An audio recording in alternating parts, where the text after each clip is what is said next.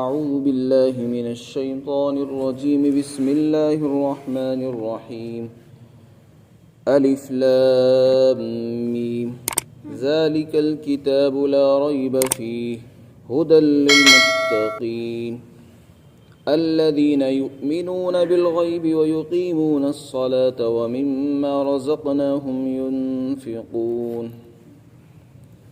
شروع اللہ کے نام سے جو بے حد مہربان نہایت رحم والا ہے۔ الف لام میم یہ حروف مقطعات میں سے ہے جو اللہ تعالیٰ کی طرف سے اسرار اور رموز پر مشتمل ہے، جس کی مراد اللہ کو معلوم ہے۔ ذالک الکتاب، یہ کتاب ایسی ہے جس میں کوئی شک اور شبہ نہیں ہے، اور یہ کتاب راستہ بتانے والی ہے متقی اور پرہیزگار لوگوں کو۔ یہ وہ لوگ ہیں جو بغیر دیکھے ایمان لاتے ہیں اور نماز کو قائم کرتے ہیں، اور ہم نے انہیں جو رزق عطا فرمایا ہے اس میں سے کچھ خرچ کرتے ہیں۔ اس سورت کا نام سورۃ البقرہ ہے۔ اللہ تعالیٰ نے اس سورت میں چونکہ بقرہ یعنی گائے کا تذکرہ کیا ہے، اس لیے اس کا نام بقرہ رکھا گیا ہے۔ بقرہ عربی زبان میں گائے کو کہتے ہیں۔ اس سورت پاک میں بنی اسرائیل کے اندر گائے کے ذبح کرنے کا بیان ہے۔ یہ سورت بڑی فضیلت والی ہے۔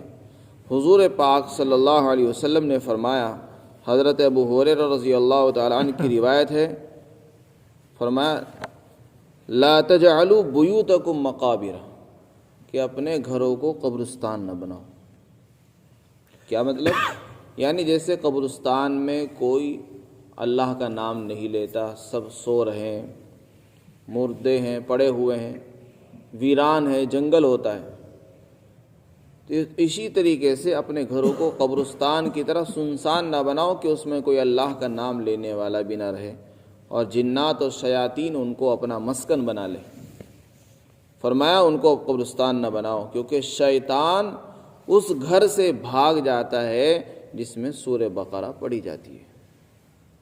تو اگر کسی گھر میں سورہ بقرہ نہیں پڑھی جائے گی، اس کا مطلب یہ ہوا کہ وہاں شیطان اپنا ٹھکانہ بنا لیتا ہے، اور پھر اس میں شیطان، جنات اور شیاطین آتے ہیں، اس کو اپنا ٹھکانہ بنا لیتے ہیں، مسکن بنا لیتے ہیں، پھر لوگ اس سے پریشان ہوتے ہیں۔ اس لیے فرمایا کہ اگر اپنے گھروں سے شیاطین کو، جنات کو بھگانا چاہتے ہو تو سورہ بقرہ پڑھو۔ رسول پاک صلی اللہ علیہ وسلم کا کس قدر احسان ہے امت پر کہ امت کو اتنی بڑی ہدایت اور اتنا بڑا نسخہ بیان کر کے چلے گئے، ورنہ اگر آپ یہ چیز ہمیں نہ بتاتے تو امت پریشان نہیں تھی کہ روزانہ گھروں کے اندر جنات آ جاتے، شیاطین آ جاتے، اور آج بھی لوگ پریشان ہیں کیونکہ وہ تعلیمات سے دور ہیں، اسلامی تعلیمات پر عمل نہیں کرتے، اس لیے وہ دور ہیں۔ تو کیا فرمایا، ان الشیطان ینفر من البیت الذی تقرأ فیہ سورۃ البقرہ، جس گھر میں سورہ بقرہ پڑھی جائے وہاں سے بھاگ جاتا ہے۔ مسلم شریف کی ایک دوسری روایت بیان فرمائی، حضرت ابو امامہ باہلی ایک صحابی ہے، وہ فرماتے ہیں میں نے رسول پاک صلی اللہ علیہ وسلم سے سنا، وہ فرماتے تھے اقرأوا القرآن، کہ قرآن پڑھو۔ فرمایا یہ قرآن قیامت کے دن اپنے پڑھنے والے کے لیے سفارشی بن کر آئے گا، جو قرآن پڑھے گا اس کے لیے سفارشی بنے گا۔ یہاں تو دنیا میں اگر کوئی آدمی کسی جرم کے اندر پھنس جائے تو وہ چاہتا ہے کہ کوئی میری سفارش کر دے، لوگوں کے پیچھے پیچھے پھرتا ہے کہ کسی طرح مجھے چھڑوا لو، بچا لو۔ یہاں لوگوں کی منتیں کرنی پڑتی ہیں، پیسے دینے پڑتے ہیں، ٹھوڑیاں پکڑنی پڑتی، تب جا کے کوئی آدمی تیار ہوتا ہے سفارش کرنے کے لیے۔ اور قیامت کے دن تو وہاں نہ پیسے کام آئیں گے، نہ کسی کی سفارش کام آئے گی، اور وہاں اگر کسی کو سفارشی چاہیے تو فرمایا یہ قرآن کریم سب سے بہترین سفارشی ہے، تو اس سے بڑا کوئی سفارشی نہیں ہوگا۔ تو اس لیے مسلمان کے لیے غنیمت کی چیز ہے، اللہ کے رسول نے ہمیں ایک غیب کی خبر بتائی، قیامت کے دن ہمیں کون سی چیز کام آنے والی ہے، وہ سورہ بقرہ ہے، قرآن کریم ہے۔ فرمایا ان کو پڑھا کرو، یہ قرآن تمہارے لیے سفارشی بنیں گے۔ یہاں تو پیسے دے کر آپ سفارشی لاتے ہو، وہاں پیسے دینے نہیں پڑیں گے، بس یہاں قرآن پڑھنا پڑے گا۔ قرآن پڑھو گے، یہی قرآن کل کو ہمارے لیے سفارشی بنے گا اور ہماری سفارش کرے گا۔ پھر فرمایا 2 صورتیں سورہ بقرہ ہے اور سورہ آل عمران۔ سورہ بقرہ یہ 2.5 پارے کی صورت ہے، اس کے بعد دوسری صورت ہے سورہ آل عمران۔ فرمایا ان دونوں صورتوں کو بھی پڑھا کرو، کیونکہ قیامت کے دن یہ دونوں ایسی آئیں گی جیسے کہ کوئی سائبان ہوتا ہے، اس کی شکل میں آئیں گی، اور پھر یہ اپنے پڑھنے والے کی طرف سے جھگڑا کریں گی، جو اس کو پڑھا کرتا تھا ان کے بارے میں جھگڑا کریں گے، سفارش کریں گے ان کی۔ فرمایا سورہ بقرہ کو پڑھو، کیونکہ سورہ بقرہ کا پڑھنا برکت ہے، اس کے پڑھنے سے برکت آتی گھروں میں، اور اس کو چھوڑنا حسرت ہے اور افسوس ہے، افسوس کے سوا کچھ نہیں ہے۔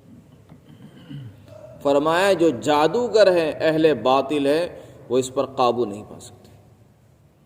اگر کوئی آدمی کسی پر جادو کرنا چاہے تو اور وہ سورہ بقرہ کی تلاوت کرتا ہو، سورہ بقرہ پڑھتا ہو، تو جادو کا بھی اثر نہیں ہوتا ہے، جادوگر بھی وہاں فیل ہو جاتے ہیں، ان کا جادو فیل ہو جاتا ہے۔ تو اتنی تاثیر ہے اس صورت میں، لہذا اس صورت کو اپنے گھروں میں پڑھنے کا اہتمام کرنا چاہیے، خود بھی پڑھیں، اپنے گھر کی عورتوں کو، بچوں کو اس کی تعلیم دے کہ وہ گھروں میں اس کی تلاوت کیا کریں۔ اور بھی احادیث میں اس کی اللہ تعالیٰ نے فضائل بیان فرمائے کہ اس کو پڑھنا چاہیے۔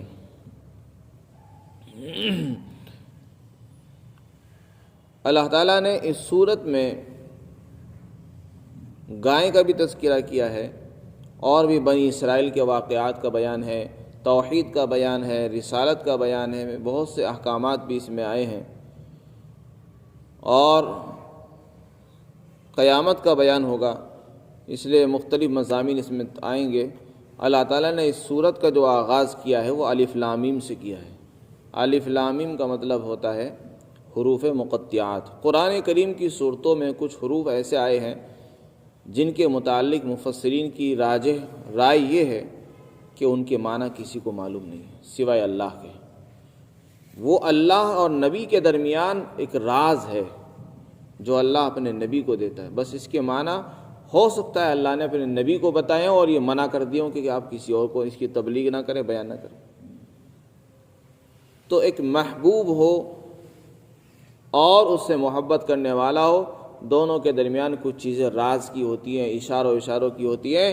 اللہ کے رسول چونکہ اللہ کے محبوب بندے ہیں تو اللہ اپنے محبوب بندے کو کچھ راز کی چیزیں بھی دیا کرتا تھا، ان سے آپ باتیں ہوتی تھی، تو یہ راز ہیں اللہ اور اس کے رسول کے درمیان۔ ان کی مراد سے امت کو روک دیا گیا ہے، اگر اس کی ضرورت ہوتی تو آپ ضرور بیان فرماتے، آپ نے بیان نہیں کی۔ لہذا ان کے پیچھے پڑنا، ان کی تحقیقات میں لگنا، یہ وقت کو ضائع کرنا ہے، اس کی ہمیں ضرورت نہیں ہے۔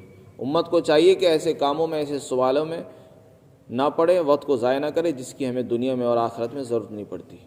ضرورت کے کاموں میں سوال کرنا چاہیے اور پیچھے پڑنا چاہیے۔ آگے فرمایا ذالک الکتاب لا ریب فیہ، قرآن کی عظمت کو بیان فرمایا کہ یہ قرآن ایک عظمت والی کتاب ہے، اس میں کوئی شک نہیں۔ شک ہونے کا مطلب یہ ہوتا ہے کہ کوئی چیز جھوٹی ہو۔ ظاہر ہے کہ قرآن تو سچا کلام ہے، اس میں جھوٹ کا احتمال بھی نہیں ہے، اور اس کی سند اللہ نے قرآن میں بیان فرمائی۔ سورہ انفطار کے اندر بھی اللہ نے اس کی سند کو بیان فرمایا کہ یہ جو فرشتہ لاتا تھا وہ انتہائی طاقتور ہے، امانت دار ہے، اس کی وہاں اطاعت کی جاتی ہے، اور جس ذات پر نازل ہوا وہ بھی امین، جو لانے والا ہے وہ بھی امانت دار، لہذا اس میں کسی کا شک اور شبہ کا احتمال نہیں ہے، یہ پکا کلام ہے اللہ کا، اس پر ایمان لانا ہمارے لیے ضروری ہے۔ لا ریب فیہ، اس میں کوئی شک نہیں ہے، اور جو اس میں شک کرے گا تو وہ ہلاک ہو جائے گا اور خسارے میں رہے گا۔ وَإِن كُنتُمْ فِي رَيْبٍ مِّمَّا نَزَّلْنَا عَلَىٰ عَبْدِنَا فَأْتُوا بِسُورَةٍ مِّن مِّثْلِهِ، فرمایا اگر تمہیں اس قرآن کے بین شک ہے، کسی آیت کے بارے میں بھی شک ہو رہا ہے کہ یہ اللہ کا کلام نہیں، کسی نے اپنی طرف سے بڑھا لیا، فرمایا تو پھر اس جیسے لا کے تو دکھاؤ۔ محض شک کرنے سے کیا ہوگا؟ شک کر کر کے اپنے ایمان کو بھی خراب کر رہے، اپنی آخرت برباد کر رہے ہو۔ اگر تمہیں واقعاتاً شک ہے تو اس کی نظیر پیش کرو۔ فَأْتُوا بِسُورَةٍ مِّن مِّثْلِهِ، ایک صورت ہی لا کر دکھا دو، اور جب تم نہیں لا سکتے تو پھر شک نہ کرو۔ شک کو دلوں سے نکال دو، چونکہ شک شیطان کی طرف سے ہوتا ہے، اس کو دلوں میں جگہ نہ دو۔ ہدی للمتقین، قرآن کے متعلق فرمایا کہ یہ قرآن کی صفت اور خاصیت یہ ہے کہ یہ لوگوں کو راستہ بتاتا ہے۔ ہدایت کے معنی راستہ دکھانے کے آتے ہیں، یہ قرآن بھی راستہ دکھاتا ہے، لیکن کون سا راستہ دکھاتا ہے؟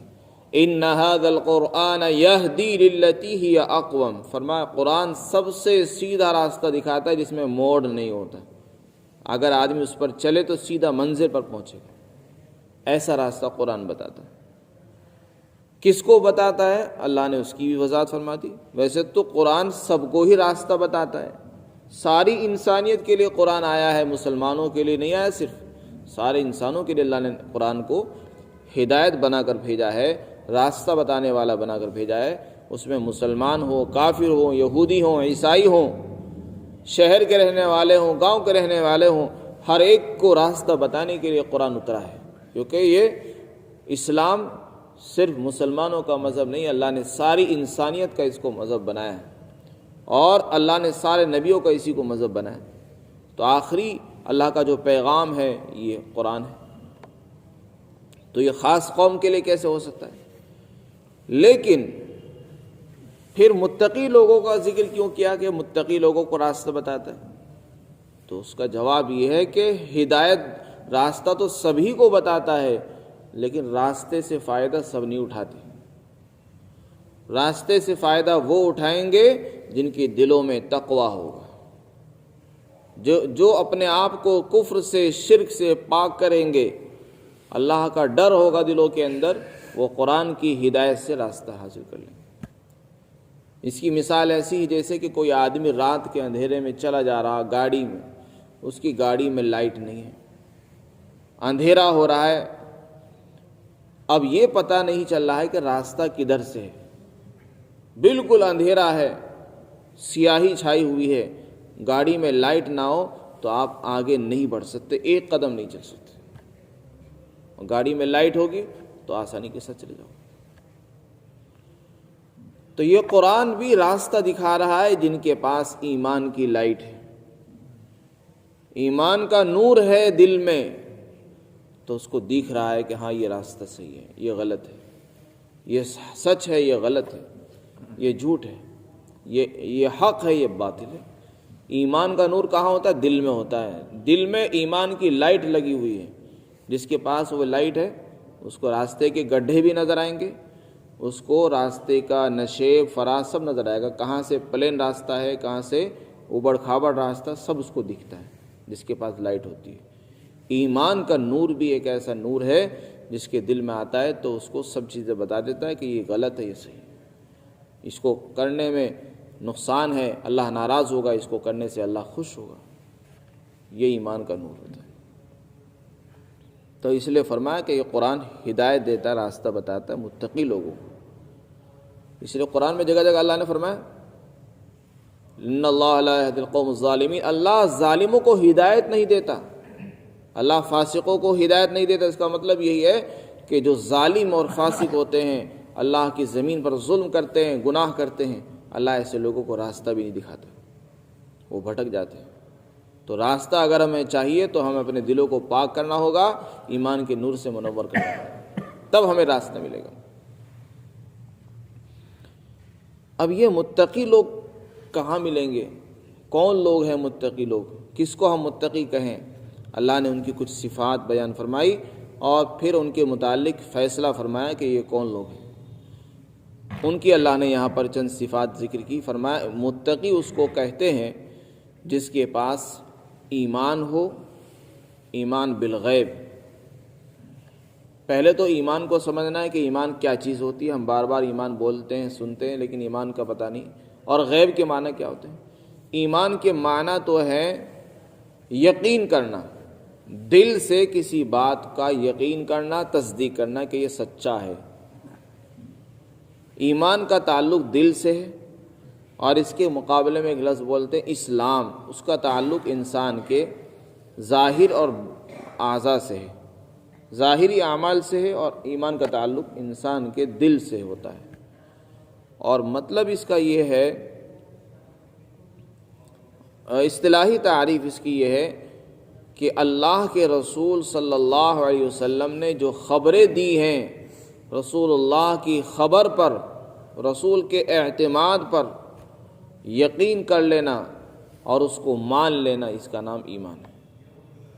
رسول اللہ نے یہ بتایا کہ یہ اللہ کا حکم ہے، تو ہم نے رسول کے اوپر بھروسہ کر کے ان کے حکم کو تسلیم کیا، تو بس یہی ایمان ہے۔ تو ایمان کہتے ہیں دل سے کسی کی تصدیق کرنا، اور اسلام کہتے ہیں ظاہر میں اعمال کرنا۔ ایمان اور اسلام میں لغوی اعتبار سے ذرا سا فرق ہے، ورنہ ہے دونوں ایک ہی چیز۔ ایمان بغیر اسلام کے مکمل نہیں، اور اسلام بغیر ایمان کے مکمل نہیں ہو سکتا۔ مثلا کسی آدمی نے دل میں یہ کہا کہ میں اللہ کو ایک مانتا ہوں، دل میں اس کا عقیدہ ہو گیا، لیکن ظاہر میں کوئی اس کا عمل نظر نہیں آتا، ظاہر میں اطاعت اور فرما برداری اور اقرار نظر نہیں آتا، تو وہ مسلمان نہیں ہے، وہ کافر ہے۔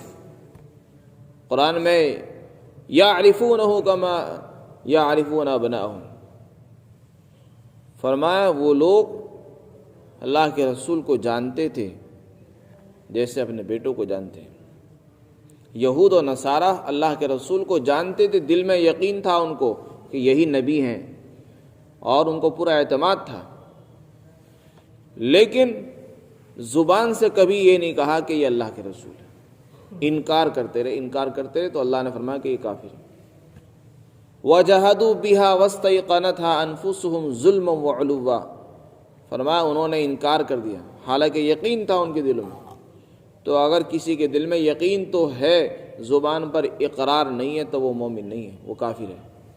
اور اگر اس کا الٹا ہو جائے، کوئی شخص یہ کہے کہ میں مسلمان ہوں، نمازیں بھی پڑھتا ہے، روزہ بھی رکھ رہا ہے، لیکن دل میں ایمان نہیں، کفر ہے، تو وہ قرآن کی اصطلاح میں منافق ہے۔ تو ایمان والا اس کو کہتے ہیں جس کے دل میں بھی ایمان ہو، زبان پر بھی اقرار ہو، اور اعمال کا اظہار بھی ہو، وہ مسلمان کہلاتا ہے۔ تو ایمان کا تعلق ظاہر سے ہے۔ اب دوسری چیز یہ ہے یہاں پر غیب کے معنی ہے بغیر دیکھے کسی چیز کو ماننا، کسی کی بات پر، کسی کے اعتماد پر یقین کر لینا، یہ غیب کہلاتا ہے۔ اور اصطلاح میں کہتے ہیں رسول کی خبر پر، رسول کے اعتماد پر یقین کرنا، اس کا نام غیب ہے۔ ہم نے کسی چیز کو دیکھا نہیں ہے، ہمیں کسی رسول نے، نبی نے بتایا کہ ایسا ہونے والا ہے اور ایسا کرنا ہے، تو ہم نے ان کی بات پر آنکھ بند کر کے یقین کر لیا، اسی کا نام غیب۔ تو اسی پر اللہ نے فضیلت بیان فرمائی، ایمان بالغیب معتبر ہے، بغیر دیکھے ایمان لانا۔ ہم نے جنت نہیں دیکھی، جہنم کو نہیں دیکھا، اللہ کے رسول نے ہمیں بتایا تو ہم ایمان لیا۔ قبر کا عذاب سچا ہے، اللہ کے رسول نے بتایا، ہم نے مان لیا، ہم نے دیکھا نہیں۔ اور آخرت میں حساب کتاب ہونا ہے، جنت جہنم میں جانا ہے، اور جزا و سزا کے فیصلے ہوں گے، یہ ساری چیزیں تفصیلات اللہ کے رسول نے ہمیں بیان فرما دی، ہم نے دیکھی نہیں۔ اور قیامت تک کتنی لڑائیاں ہونے والی ہیں، کیسے کیسے فتنے جنم لیں گے، یہ ساری تفصیلات اللہ کے رسول بیان کر کے چلے گئے، ہم نے دیکھی نہیں۔ ہم نے آپ کے اعتماد پر، آپ کی بات پر یقین کیا، تو بس یہی یقین ایمان بالغیب ہے، بغیر دیکھے ایمان لانا، اسی پر اللہ نے اجر و ثواب کا وعدہ کیا۔ تو متقی لوگوں کو جو ہدایت دے گا، متقی لوگ وہی کہلائیں گے جن کے دلوں میں ایمان بالغیب ہے۔ اب ایک آدمی مرنے کے بعد آنکھ بند ہوتے ہی فرشتوں کو دیکھ رہا ہے، جنت و جہنم کو اپنی آنکھوں سے دیکھ رہا ہے، پھر کہتا ہے کہ اب میں مسلمان ہونا چاہتا ہوں، اس وقت کا ایمان معتبر نہیں۔ چنانچہ فرعون ساری زندگی ایمان نہیں لایا، لیکن جب سمندر میں ڈوبنے لگا تو اس وقت کہہ رہا ہے کہ میں ایمان لایا ہوں۔ جب اس نے دیکھا کہ موت کے فرشتے آ رہے ہیں، اس کے منہ میں روح نکال رہے ہیں، اس نے دیکھ لیا کہ فرشتے اور موت میرے سامنے کھڑی ہوئی ہے، اس وقت وہ کہنے لگا کہ میں تو اب مسلمان ہونا چاہتا ہوں۔ تو اس وقت کا ایمان معتبر نہیں ہے، حالت گرگرا ہے، موت سے پہلے کا ایمان معتبر ہوگا۔ توبہ کا دروازہ جب تک بند نہ ہو، اس سے پہلے کا ایمان معتبر ہے۔ جب موت کی حالت، نزا کی حالت طاری ہو چکی، اب ایمان لانا کا کوئی اعتبار نہیں ہے۔ تو اللہ کے یہاں اسی ایمان کی قیمت ہے جو بغیر دیکھے ایمان لائے۔ اور رسول کے بتانے پر ایمان لائے.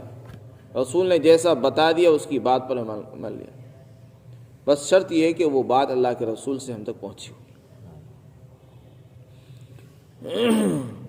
تو ایمان کا تعلق انسان کے قلب سے ہے، یعنی قلبی اعمال کا نام ہے، قلبی صفات کا نام ہے، عقائد کا نام ہے، اللہ کو ماننا، رسول کو ماننا، فرشتوں کو ماننا، جنت و جہنم کو ماننا. اور اسلام کا تعلق انسان کے ظاہری اعمال سے ہے، نماز، روزہ، زکوٰۃ، حج وغیرہ. اور شہادتین، اس بات کا اقرار کرنا کہ اللہ ایک ہے، حضرت محمد صلی اللہ علیہ وسلم اللہ کے رسول ہیں، اس کا نام اسلام ہے. تو پہلی صفت یہ ہے کہ جن کے اندر بغیر دیکھے ایمان لائیں گے وہی معتبر ہوتے ہیں. بہت سے لوگ کہتے ہیں کہ ہم نے تو خدا کو دیکھا نہیں ہے تو ہم کیسے ایمان لیں؟ تو لائٹ اور بجلی کو بھی ہم نے نہیں دیکھا، تو ان سے کہا جائے کہ ہم نے بہت ساری چیزوں کو دنیا میں دیکھا نہیں، نہ ہمیں نظر آتی ہیں وہ، تو آپ کیسے ایمان لاتے ہوں گے؟ ہوا ہے، آپ نے دیکھی؟ ہوا کو کوئی نہیں دیکھتا، کیا اس کا کیسا رنگ ہوتا ہے، کس کی شکل کی ہوتی ہے، لیکن ہر شخص اس کو مانتا ہے. کرنٹ کیسا ہوتا ہے کوئی نہیں جانتا، لائٹ، بجلی، لیکن ہر ایک مانتا ہے اس کو، ڈرتا ہے کہ نہیں اس میں کرنٹ ہے، جبکہ کرنٹ نظر نہیں آتا. فرشتے نظر نہیں آتے، ملک الموت نظر نہیں آتی، مانتے ہیں. تو ایسا نہیں کہ ہم جو چیز ہمیں نظر آتی ہے ہم اسی کو مانیں گے. بہت سے غیر مسلم کہتے ہیں کہ ہم تو اسی کو مانتے جو ہمارے سامنے ہے، جو ہماری نگاہوں کے سامنے نہیں ہم اس کو نہیں مانتے. تو ایسا نہیں ہے کہ دنیا میں بہت ساری چیزیں ایسی بھی ہیں جو انسان کو نظر نہیں آتی پھر بھی مانتا ہے. تو اسی کا نام ایمان بالغیب ہے. اسی پر اللہ کی طرف سے وعدے ہیں، اسی پر جنت ہے، اسی پر جہنم سے نجات ہے، اور اسی کے لیے درجات عالیہ ہیں. ورنہ دیکھنے کے بعد تو فرعون نے بھی ایمان قبول کیا، اور دیکھنے کے بعد تو سارے کافر ایمان لے آئیں گے، لیکن ان کا ایمان لانے کا اس وقت اعتبار نہیں ہوگا.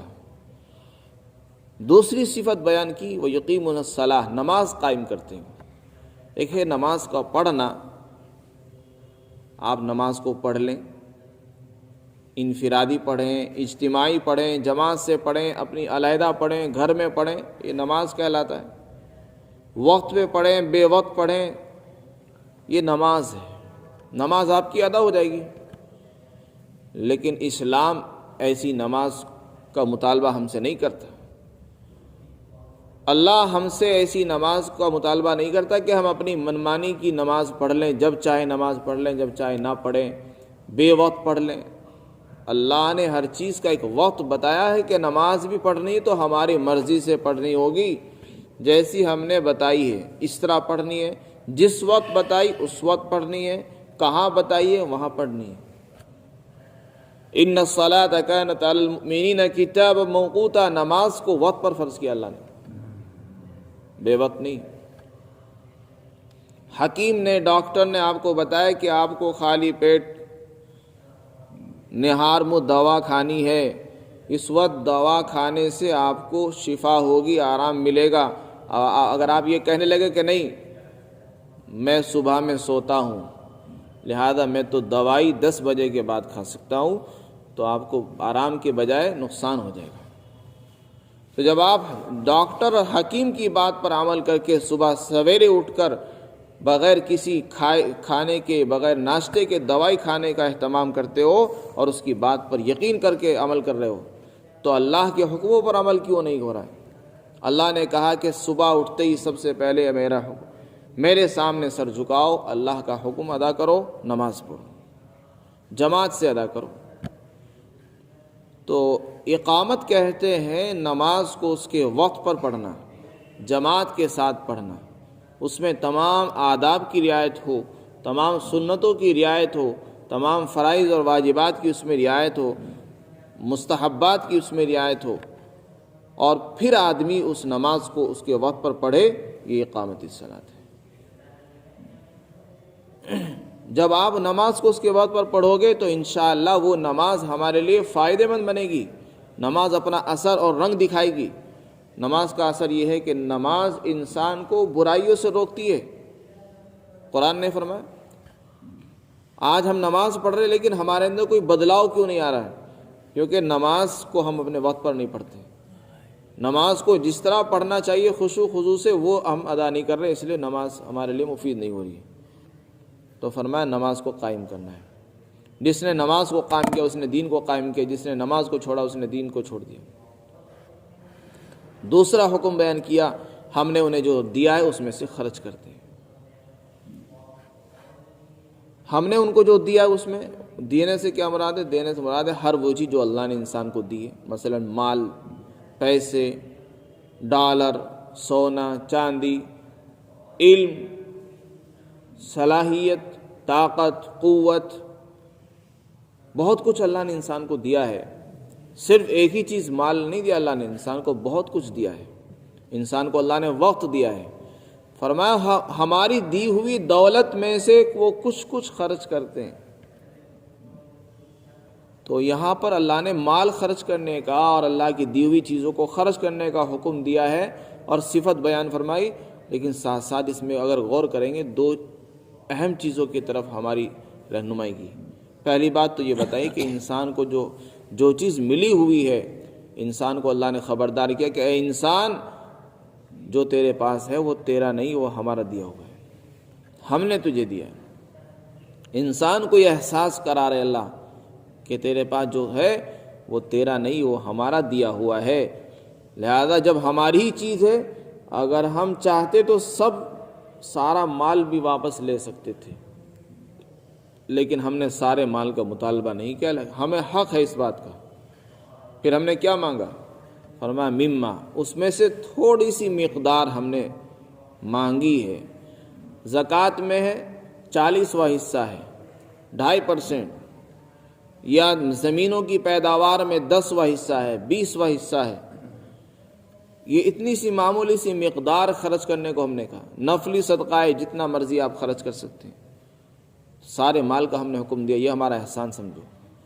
اور ہم نے تھوڑی سی مقدار کا حکم دیا، یہ بھی اللہ کا شکر ہے اور اس کا احسان ہے۔ تو فرمایا متقی لوگوں کی دوسری صفت یہ ہے، تیسری صفت یہ ہے کہ وہ اللہ کی دی ہوئی چیزوں میں سے خرچ کرتے ہیں، مال کو خرچ کرتے ہیں۔ ظاہر ہے کہ یہاں کوئی زکوٰۃ کا بیان تو ہے نہیں، عام نفلی صدقات اس سے مراد ہے، یا اللہ کے راستے میں عام خرچ کرنا اس میں مراد ہے۔ تو انسان کو اس میں خرچ کرنا چاہیے۔ زکوٰۃ بھی انسان دیتا ہے، زکوٰۃ کے علاوہ اور بھی مال اپنے اللہ کے راستے میں اللہ کی رضا کے لیے خرچ کرتے رہنا چاہیے۔ اسی کو کہتے ہیں انفاق فی سبیل اللہ۔ تو جو بھی خرچ کرے گا اس پر اللہ کی طرف سے انعام ہوتا ہے۔ جو آدمی 1 روپیہ خرچ کرتا ہے اللہ کی طرف سے اس پر 10 نیکیاں ملتی ہے، اللہ کے راستے میں خرچ کرتا ہے 700 نیکیاں ملتی ہے، اور اس پر اور زیادہ اللہ تعالیٰ بڑھاتے رہتے ہیں۔ اللہ کی طرف سے کچھ مقرر نہیں ہے۔ خلاصہ یہ ہوا کہ اللہ نے متقی لوگوں کی صفت بیان کی، اور پھر اخیر میں فرمایا کہ یہی لوگ کامیاب ہیں اور یہی ہدایت پر بھی ہیں۔ اللہ تعالیٰ ہم سب کو عمل کی توفیق نصیب فرمائے۔